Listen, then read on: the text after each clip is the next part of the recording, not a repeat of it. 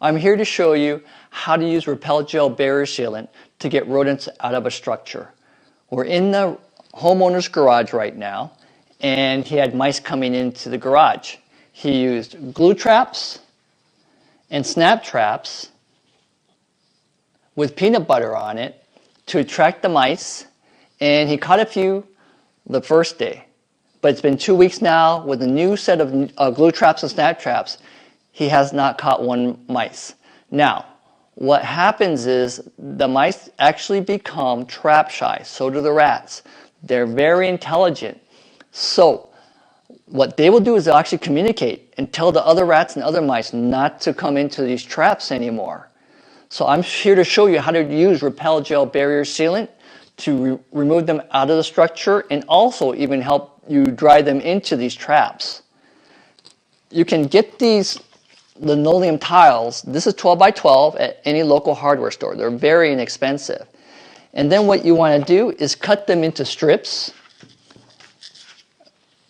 And what you do with these strips is you just place our gel onto a tray and you paintbrush the gel onto the strips of linoleum tile.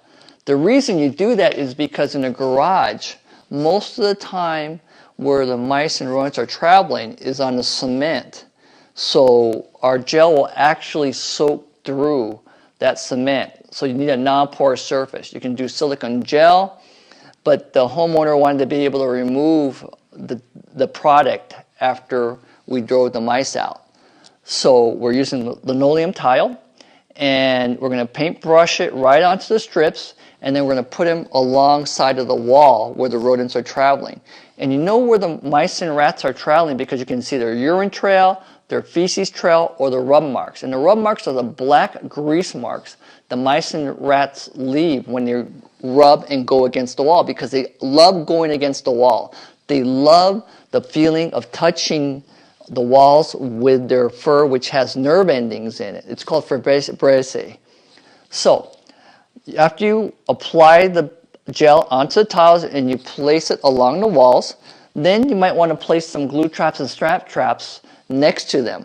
So when the rats and mice hit the gel with their feet when they're running along the walls, they'll get it all over their eyes, their mouth, their nose, and their fur. And they don't like the chili in it, so it disorients them. So what happens is they'll run right into the walls, right alongside, and it's called kinesthetic response. Their muscle memory takes over because they have very poor vision. So they'll run along the walls, and you know exactly how many steps it takes to get out of the structure or to go where they're nesting and congregating. And the rats will actually do the job for you. So will the mice. They will actually take the product and spread it along those trails. Even though the rats and the mice's feet are so small, it's literally an infinitesimal amount of gel, but it's enough to contaminate the areas where they're running. And then the rats and mice will hit the traps, and if they don't hit the traps and avoid them as they're running, they will be going out of the structure where they were coming in and doing their destruction.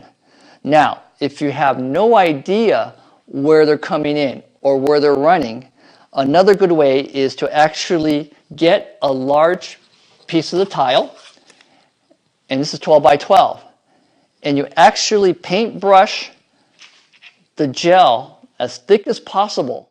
The thicker the better, because you want as much gel to get onto their feet as possible. And then you can get a glob of peanut butter and actually place it right in the middle. And the tiles are so big that even if the rat is large, he will actually have to step into the tile. And then he'll eat the peanut butter. And what we did here was we actually put some gel right on to the peanut butter, so when the rat starts eating it or the mice starts eating it, he'll get the gel also onto his mouth, into his eyes, into his nose. And it really irritates them. So what you want to do is, and the goal is to get as much gel onto their feet as possible, so that way it dries them out of the structure. Now, for cleanup, if you get any gel onto your skin, it's very easy. You just get a baby wipes if you have them, and you can just take it off, the gel off your skin, or you just simply use soap and water or dishwashing liquid and you can just wash your hands. It's not harmful. You can get it right off.